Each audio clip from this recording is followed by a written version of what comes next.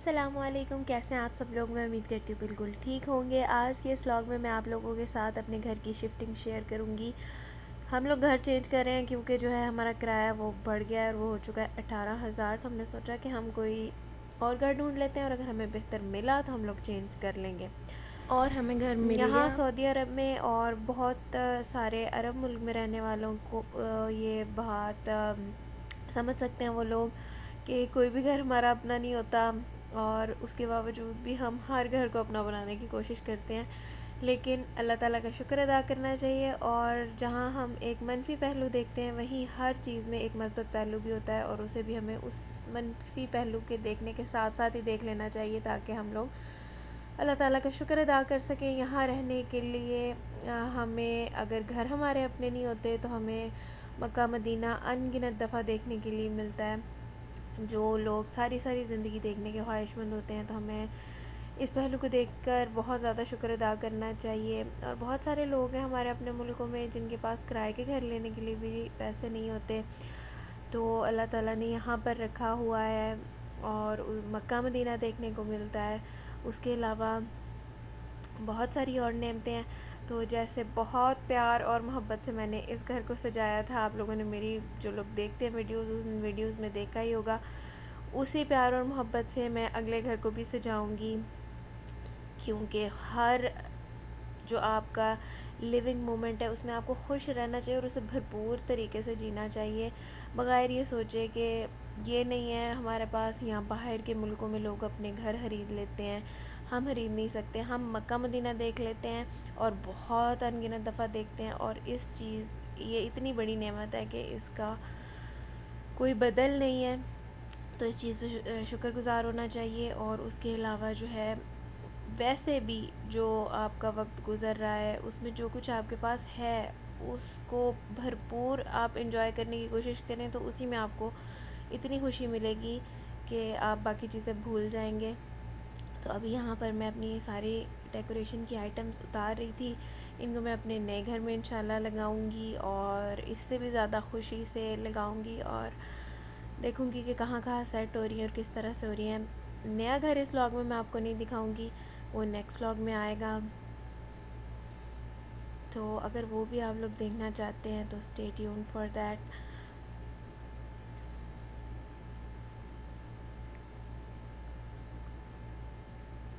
ये वाली जो चीज़ें हैं ये सब मैं 5-5 से लेकर आई थी। यहाँ पर मैंने डेकोरेशन आइटम्स उतारे हैं, उससे पहले जो मैंने आपको सामान एक जगह इकट्ठा किया वो दिखाया, वो मैंने अपनी कबर्ड ऑलमोस्ट क्या सारी खाली कर ली है और जो किचन के बर्तन हैं वो ऑलमोस्ट खाली कर लिए हुए हैं। तो ये जहाँ पर जो है ना अभी मैं अपनी चीज़ें रख रही थी, ये डाइनिंग टेबल से उठाई हैं मैंने और जो मैंने अभी बाहर आपको खिड़की में अपना सामान दिखाया वो इसमें रख रही हूँ। तो वो कुछ टूटने वाली चीज़ें थी, उनको फिर मैंने पहले मैट में कवर करके और फिर रखा है। ये मैंने ख़ुद बनाया था, इसको भी मैं रख लूँगी। इसको भी देखते हैं वहाँ जाकर ये कहाँ सेट होता है, कहाँ लगाना है। अच्छा, ये सारी चीज़ें पहले मैंने मैट में रखी, फिर एक शॉपर में रखी और उनको एक बड़े शॉपर में रखा और साइड पे ना मैंने अपने कुशन्स लगा लिए ताकि ये रास्ते में बिल्कुल इनमें से कोई चीज़ टूटे ना। बहुत ज़्यादा शौक़ से मैंने ये सारी चीज़ें इकट्ठी की हुई हैं, तो इसलिए मैंने कहा कि इनमें से कुछ टूटे ना। बेशक 5-5 से लिए हैं, लेकिन जब ये 5-5 से भी लो और आप इनकी टोटल अमाउंट करो तो 100-200 की चीज़ें बन जाती हैं।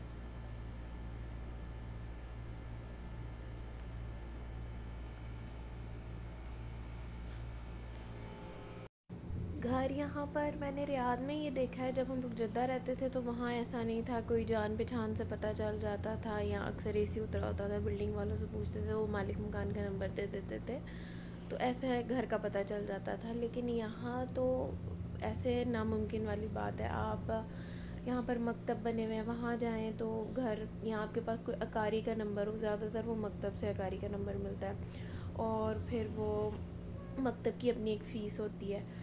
तो जो है ना उस तरह से घर यहाँ पर पूरा प्रोसेस वाइज मिलता है, तो थोड़ा मुश्किल हो जाता है उस तरह घर ढूंढना, पर मिल जाता है। लेकिन यह है कि फिर उस प्रोसेस में थोड़ा महंगा भी मिलता है मकतब वालों की फ़ीस की वजह से, अकारी की फ़ीस की वजह से। तो वैसे भी यहाँ पर किराया बहुत ज़्यादा, रियाज़ में मैंने ये महसूस किया है कि हर साल जब अगला साल होता है तो वो किराया ज़्यादा कर देते हैं, जैसे ही साल अगला आता है तो किराया ज़्यादा कर देते हैं। और अभी जो ये टाइम गुजरा है वैसे भी लोग जब ज़्यादा हो जाते हैं, घरों की डिमांड ज़्यादा हो जाती है, तो फिर ये लोग किराया बढ़ाना शुरू कर देते हैं। तो अभी रिसेंटली जो है वो बहुत ज़्यादा घरों की डिमांड इनके पास है और इन लोगों ने किराया बढ़ाना वो शुरू कर दी हुए हैं। रेंट जैसा कि मैंने आप लोगों को बताया कि इस वक्त काफ़ी हाई हो चुके हैं, फिर भी मैं आप लोगों को थोड़ा एक रफ़ आइडिया दे देती हूँ।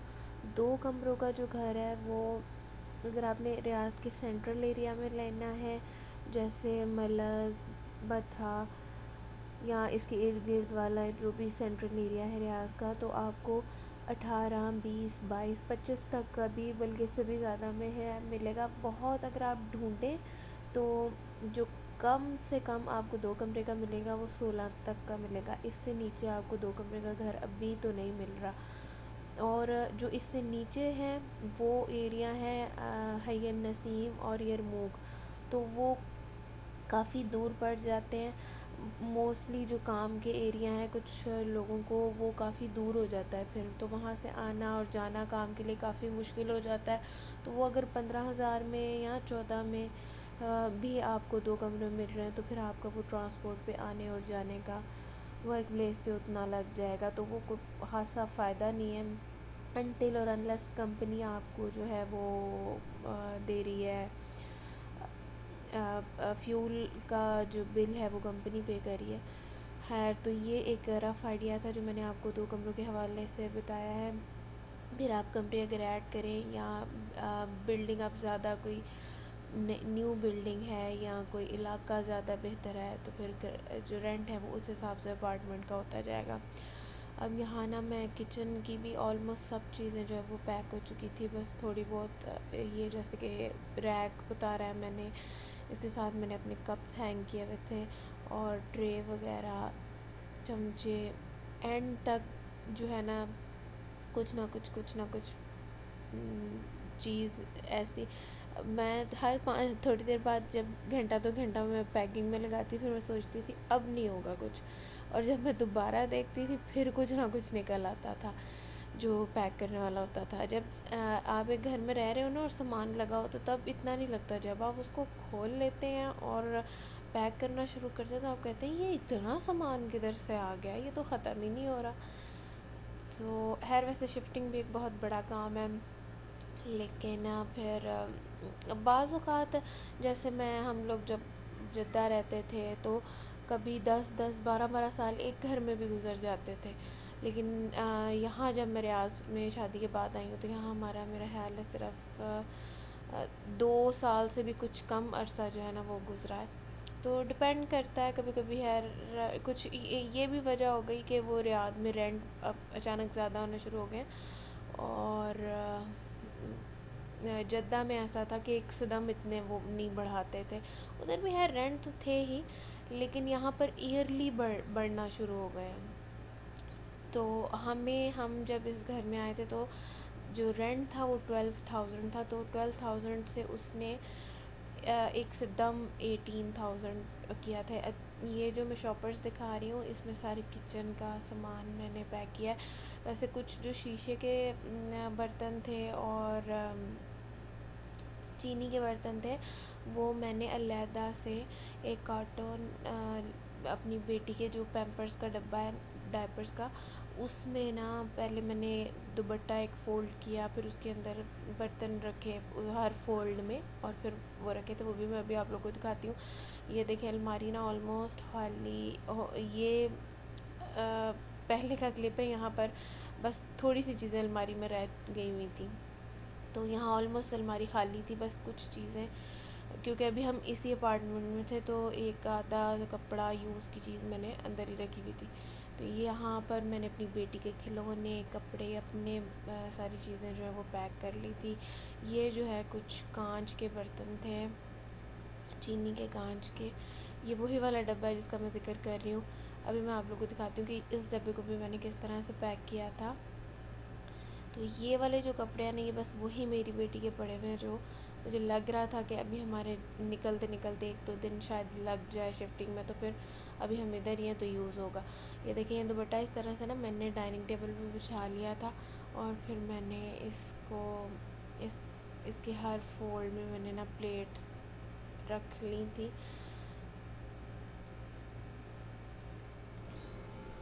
ये वाले जो ऊपर का बर्तन है ना कांच के, अभी मैंने आपको दिखाया था किचन खाली हो चुका है, ये पहले का क्लिप है।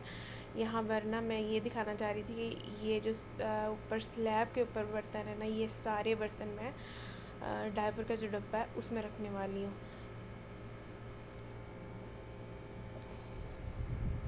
ये इस तरह से मैंने पहले एक दुपट्टे का फोल्ड लगा के और उसकी हर लेयर में प्लेट रखी थी, और अब जो है ना मैं इस दुपट्टे को फोल्ड करके अब ये वाली प्लेट्स मैं आप लोगों को लगा के दिखाती हूँ मैंने कैसे लगाई थी।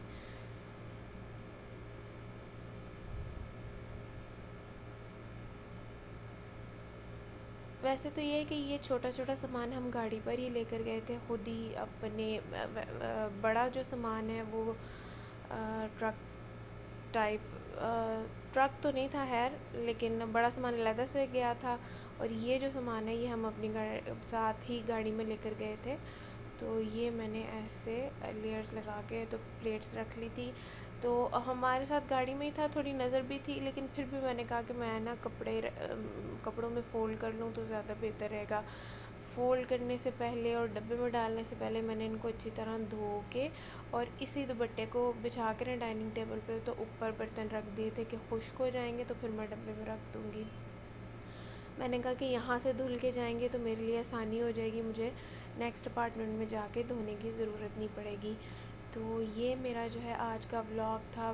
थोड़ा सा भी अच्छा लगा हो, क्योंकि मैंने बहुत ज़्यादा हेक्टिक रूटीन में भी कोशिश की है कि मैं आप लोग के साथ शेयर करूं, तो प्लीज़ इसे ज़रूर लाइक शेयर और सब्सक्राइब कीजिएगा, जिससे मुझे भी ये फ़ील हो सके कि मैंने इतनी ज़्यादा हेक्टिक रूटीन में अगर ये मेहनत की है तो वो मेहनत ज़ाया नहीं हुई व्लॉग बनाने वाली। और अब आप जद्दा, मक्का, मदीना और रियाद के हवाले से कुछ भी स्पेसिफ़िकली देखना चाहते हो मेरे साथ ज़रूर शेयर करें। इंशाल्लाह मैं अपनी पूरी कोशिश करूँगी कि मैं आपको दिखा सकूँ।